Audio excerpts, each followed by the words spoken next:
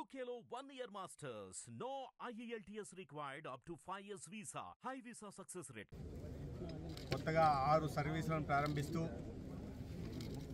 కదిరి నుంచి శ్రీశైలం, కదిరి నుంచి బళ్ళారి, అదే విధంగా హిందూపూర్, అనంతపూర్, హిందూపూర్, కదిరి, అనంతపూర్ మధ్య 6 కొత్త సర్వీసులను ప్రారంభిస్తున్న సందర్భంగా రాష్ట్ర గౌరవ రవాణా శాఖ మంత్రులు శ్రీ రాంప్రసాద్ రెడ్డి గారికి, అదేవిధంగా గౌరవ ముఖ్యమంత్రి చంద్రబాబు నాయుడు గారికి సత్యసాయి జిల్లా ప్రజల తరపున ధన్యవాదాలు తెలియజేస్తున్నాను.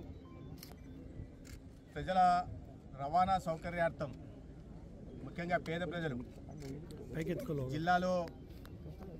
జిల్లా కేంద్రానికి హిందూపూర్ నుండి అనంతపూర్కి, అదేవిధంగా ఎక్కువ మంది వ్యాపార రీత్యా బళ్ళారి వెళ్తూ ఉంటారు కాబట్టి బళ్ళారి దాకా, ఎక్కువ మంది శ్రీశైలం మల్లికార్జున స్వామి దర్శనార్థం కూడా ఈ ప్రాంతం నుంచి వెళ్తూ ఉంటారు కాబట్టి వాటిని దృష్టిలో పెట్టుకొని వారి సౌకర్యార్థం ఒక ఎక్స్ప్రెస్ సర్వీస్ను కూడా శ్రీశైలం దాకా వేయడం జరిగింది. వాటికి మరొకసారి నేను ధన్యవాదాలు తెలియజేస్తున్నాను. గతంలో ఈ మార్పు ఇటీవలే చూస్తున్నాం. కొత్త ఎన్డీఏ ప్రభుత్వం వచ్చిన నాటి నుండి ఈ మార్పు కనిపిస్తూ ఉంది. గతంలో ఆర్టీసీకి సంబంధించి అనేక విధాలుగా తప్పుడు నిర్ణయాలు తీసుకొని ఆర్టీసీని నష్టాల్లోకి నెట్టివేసిన విషయం కూడా మనందరికీ గుర్తుండే ఉంటుంది.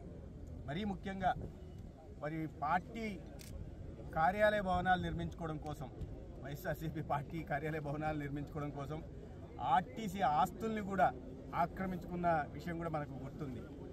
అంటే ఈ రకంగా ప్రభుత్వం పేదలకి, ప్రజలకి సౌకర్యార్థం సర్వీసులు ప్రారంభించాల్సిన పోయి ఒక మెరుగైన రహదారులు నిర్మించాల్సిన పోయి గతంలో రహదారులు పూర్తిగా గాలికి వదిలేసి ప్రజల రవాణా సౌకర్యాలను కూడా గాలికి వదిలేసి తీవ్రమైన ఇబ్బందులకు గురి చేసింది.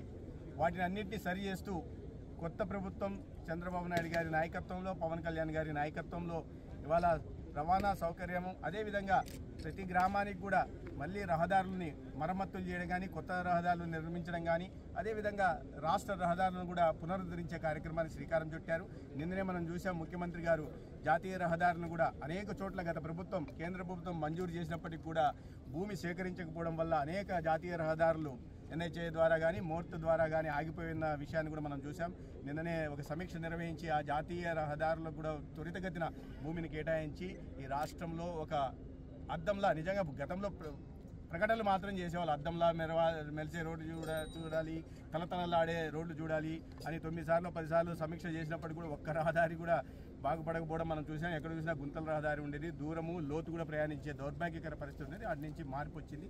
ఈ ధర్మవరంకి వచ్చి ఇవాళ ధర్మవరం ప్రజల సమక్షంలో ఈ సర్వీసులను ప్రారంభిస్తున్న సందర్భంగా మంత్రి గారికి మరొకసారి ధన్యవాదాలు తెలియజేస్తున్నాను.